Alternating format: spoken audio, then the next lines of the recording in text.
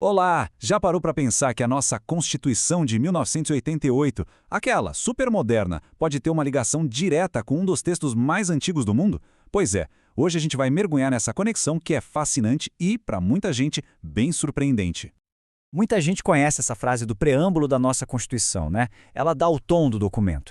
Mas essa partezinha final, sob a proteção de Deus, olha, ela é muito mais do que só uma formalidade. É a ponta de um fio que puxa uma história jurídica de milhares de anos. E é essa história que a gente vai desvendar agora.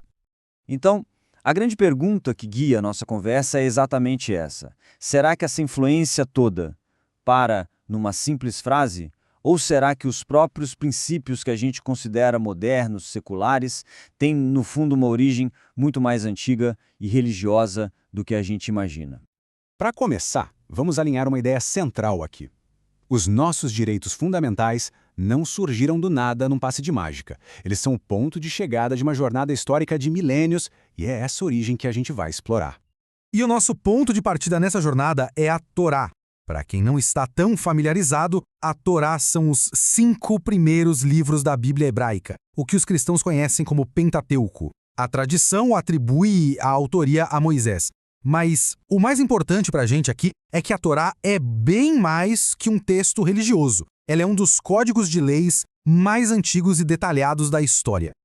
Certo. Agora vamos mergulhar um pouco mais na própria Torá, o que ela é exatamente e por que se tornou um documento tão revolucionário para a história do direito. Bom, existem basicamente duas grandes visões sobre a origem da Torá. De um lado, a visão tradicional, religiosa, diz que ela foi uma obra única, ditada por Deus a Moisés. Do outro, a pesquisa acadêmica hoje em dia a enxerga mais como uma colcha de retalho, sabe? Uma tapeçaria complexa tecida ao longo de séculos com várias fontes e tradições diferentes. Mas o interessante é que essa visão não diminui a importância do texto, muito pelo contrário, mostra como ele foi um documento vivo que evoluiu junto com seu povo. E aqui está o pulo do gato, a grande sacada da Torá. A maior inovação dela não foi ter leis. Outros códigos, como o de Hammurabi, já existiam. A revolução foi a fonte de onde vinham essas leis. Pensa bem, o código de Hammurabi era a lei do rei. A Torá se apresentava como a lei de Deus, e isso muda tudo. A lei deixava de ser algo que um governante podia mudar conforme a vontade dele. Ela se tornava algo maior, transcendente, absoluto. E a gente não está falando de poucas regras, não. A tradição rabínica contou, acredite, 613 mandamentos na Torá. São 248 mandamentos positivos, coisas que você deve fazer, e 365 negativos, coisas que você não deve fazer. Ou seja, é um sistema jurídico completo que cobre de tudo, desde rituais até direito civil e penal. Tá, mas aí fica a pergunta. Como é que um conjunto de leis do antigo Oriente Médio viajou no tempo e no espaço para influenciar o Brasil do século XX? Vamos seguir essa jornada que, olha, é incrível. Essa linha do tempo ajuda a gente a visualizar a viagem. As ideias da Torá são absorvidas pelo cristianismo, que depois vira a religião oficial do Império Romano. Na Idade Média, a Igreja organiza tudo isso no direito canônico, que moldou o pensamento jurídico da Europa inteira. E foi exatamente essa tradição que os colonizadores portugueses trouxeram para o Brasil. É como se a base do nosso sistema legal tivesse sido construída tijolo por tijolo ao longo desses séculos todos.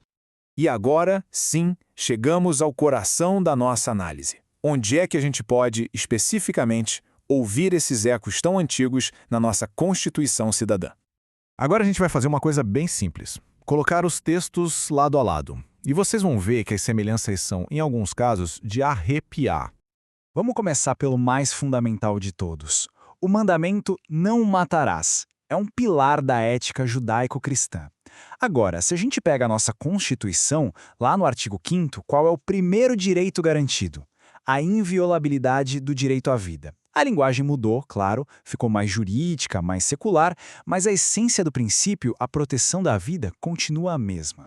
A preocupação com o julgamento justo também vem de muito tempo. A Torá, lá em Deuteronômio, já dizia para nomear juízes, para não aceitar suborno, para não distorcer a justiça. Isso soa familiar? Milênios depois, o nosso artigo 5º garante o devido processo legal e o direito à ampla defesa. A ideia fundamental de um julgamento justo já estava lá atrás.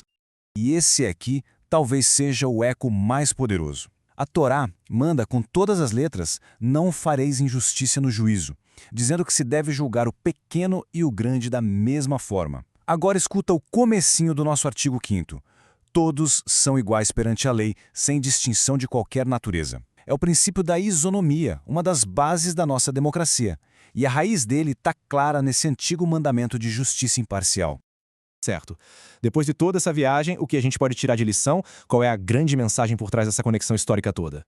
O ponto principal é o seguinte: os direitos que hoje a gente considera seculares, universais, não foram inventados do zero. Eles são o fruto de uma longuíssima conversa da humanidade sobre o que é justiça. A noção de que existe uma lei acima dos governantes, a proteção da vida, a igualdade de todos perante a lei, são ideias que nasceram num contexto religioso e atravessaram impérios para se tornarem a base da nossa democracia. Isso mostra que as nossas leis mais modernas carregam um DNA ancestral. E a gente encerra com uma provocação. Se os pilares da nossa Constituição têm raízes tão antigas, que outras ideias do nosso mundo moderno são, na verdade, ecos de um passado que a gente até já esqueceu, mas que continua vivo dentro de nós, moldando quem somos. Fica aí a reflexão. Obrigado por nos acompanhar.